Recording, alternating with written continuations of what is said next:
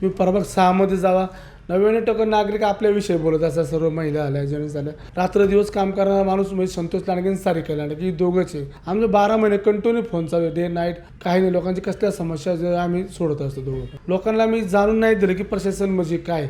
कितीतरी लोकांना प्रशासन माहिती नाही.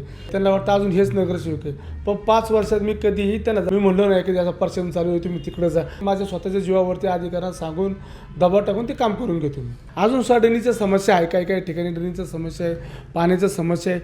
पण ते आता मार्गी लागलेलेच आहे. जवळजवळ एक 4-5 महिन्यापूर्वी मोर्चा काढला होता. आता अधिकाऱ्यांना सांगून ती पाण्याची लाईन चालू केलेली आहे. 2 ड्रेनेजच्या लाईनी पण ते टाकलेल्या आहे. पण आता पाण्याची लाईन मी ते चालू केली आहे. आता काम चालू आहे तिथे.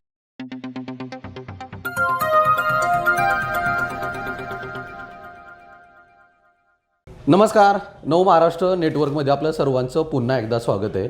आज आपण तसं बघायला गेलं तर स्वराज्य संस्थेच्या निवडणुकीचं बिगुल वाजलं आहे. खरं तर 15 तारखेला मतदान आहे आणि 16 तारखेला निकाल आहे.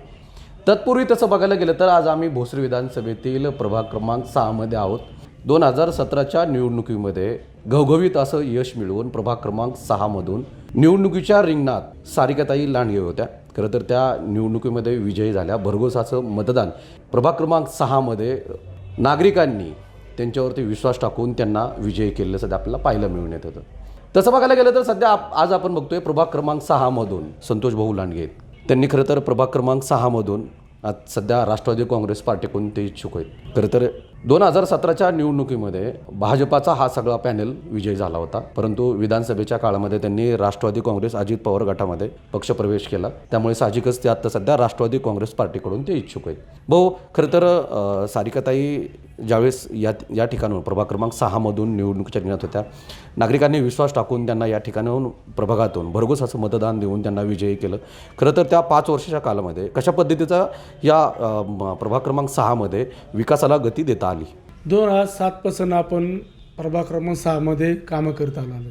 तर त्या कामामध्ये अशी अडचणी होत्या पहिल्या की सर्व ह्यो भाग म्हणजे रेड झोन बाधित असल्यामुळं ह्या भागामध्ये कोणत्या सुविधा मिळत नव्हत्या.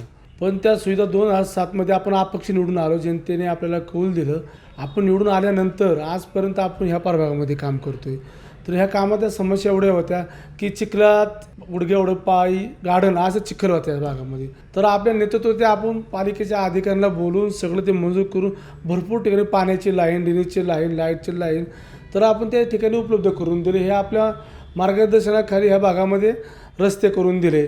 तर रेड झोनमध्ये जरी असलं, मी कधी म्हणणार रेड झोन, पण मी अधिकाऱ्यांना विनंती करून त्या भागातील सर्व मी कामं केलेली आहेत. खरं तर तसं बघायला गेलं तर अपक्ष म्हणून तुम्ही निवडून आलात. त्या ठिकाणी परत तुम्ही भारतीय जनता पार्टीमध्ये गेलात. त्या ठिकाणी 2017 सुद्धा नागरिकांनी तुमच्यावरती विश्वास टाकून सारिकाताईंना विजय केलं होतं.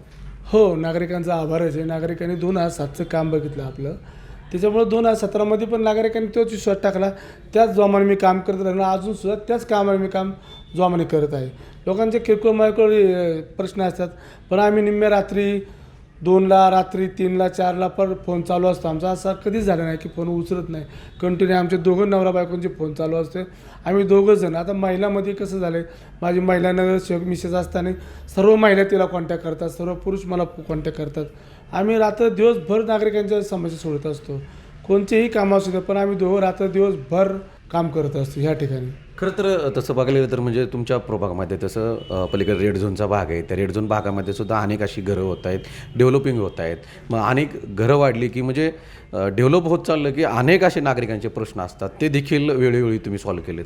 हां, वेळोवेळी सॉल्व्ह केले. मी भाग्य समजतो की मी थोडंसं अधिकाऱ्यांवरती कडक बोलून ही सर्व कामं करत होतो. कुठं आता डेव्हलप झाले, घरं झालेत, त्या लोकांना कशा पद्धतीने पाणी पुरवता येईल, कशा प्रमाणे लाईट उपलब्ध करून देतात. अशा ठिकाणी मी अजूनसुद्धा ड्रेनेजच्या समस्या आहे, काही काही ठिकाणी ड्रेनेजच्या समस्या आहे, पाण्याच्या समस्या आहे. पण ते आता मार्गी लागलेलेच आहे जवळजवळ 100%. आणि त्या आपल्या मार्गदर्शनाखाली 100% इथून पुढं सुद्धा होईल. आणि आतासुद्धा मोहननगरमध्ये बघा, आपल्या मार्गदर्शनाखाली मी एक 4-5 महिन्यापूर्वी मोर्चा काढला होता. आता अधिकाऱ्यांना सांगून ती पाण्याची लाईन चालू केलेली आहे. 2 ड्रेनेजच्या लाईनी पण ते टाकलेल्या आहे. पण काही अडचणी आल्यामुळे त्या टायमध्ये थांबल्या बाकीच्या ड्रेनेजच्या. पण आता पाण्याची लाईन मी ते चालू केली आहे. आता काम चालू आहे तिथे. खरं तर तुम्ही या भागाचं 2007पासून नेतृत्व करत आहे. त्याच्यामुळे पहिली टर्म झाली, तुम्ही परत दुसरी टर्म देखील तुम्ही या ठिकाणी नगरसेवक राहिलात, तिसरी टर्म निघेल. हो, 100% निघेल. नागरिकच सांगतात तुम्ही प्रभाग 6मध्ये जावा, 99% नागरिक आपल्याविषयी बोलत असतात. सर्व महिला आल्या, जेंट्स झाल्या, आपल्या म्हणतात हे रात्र दिवस काम करणारा माणूस म्हणजे संतोष लांडगे आणि सारिका लांडगे ही दोघंच आहे. आमचं 12 महिने कंटिन्यू फोन चालू आहे, डे नाईट. काही नाही, लोकांची कसल्या समस्या जे आम्ही सोडत असतो दोघं पण. खरं तर 2017मध्ये सुद्धा तुम्हाला भरघोस असं नागरिकांनी मतदान करून विजयी केलं. त्यानंतर तुम्ही प्रभागातल्या कामकाजाला, विकासाला गती देता आली. प्रशासकाच्या काळातसुद्धा तुम्ही तिथला विकास थांबवला नाही. त्यावेळेस तुम्ही तुमच्या जोरावरती, तुमच्या अधिकाऱ्यांवरती समोर जाऊन त्या ठिकाणी अनेक असे जे काही ते प्रश्न सोडवले.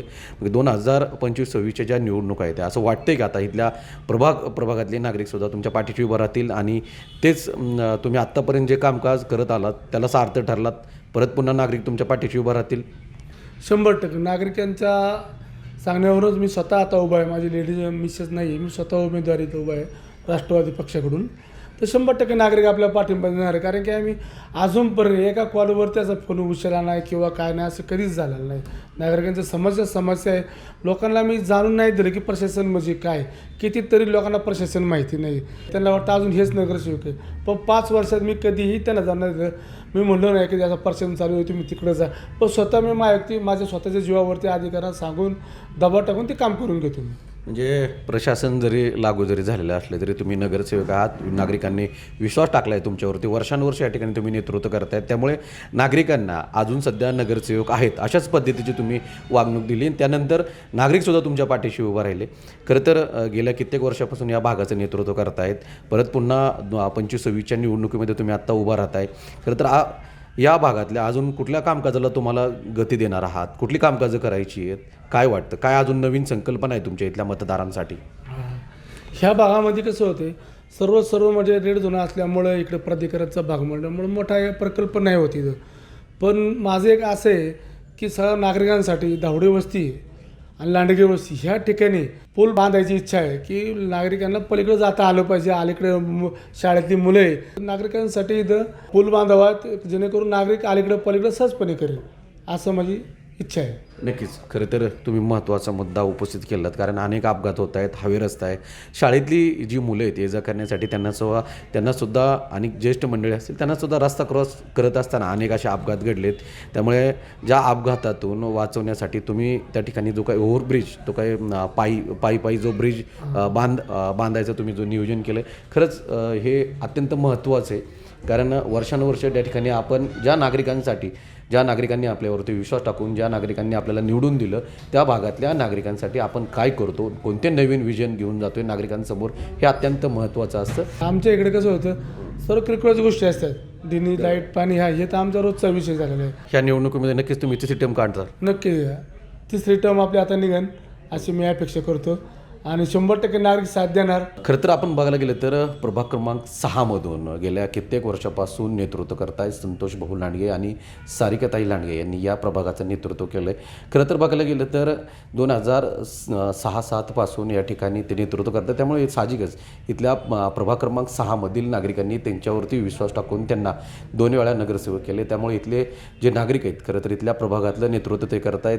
प्रभागातले अनेक प्रश्न असे जाणून घेतले. त्यामुळे 2025-26च्या या महानगरपालिकेच्या निवडणुकीमध्ये सुद्धा माझ्यावरती इथले नागरिक, इथले मतदार माझ्यावरती विश्वास टाकून मला या निवडणुकीमध्ये बहुमताने असं विजय करतील आणि माझी 3री टर्म ही नागरिकच माझी काढून देतील असा ठाम विश्वास संतोष भाऊ लांडगे यांना आहे.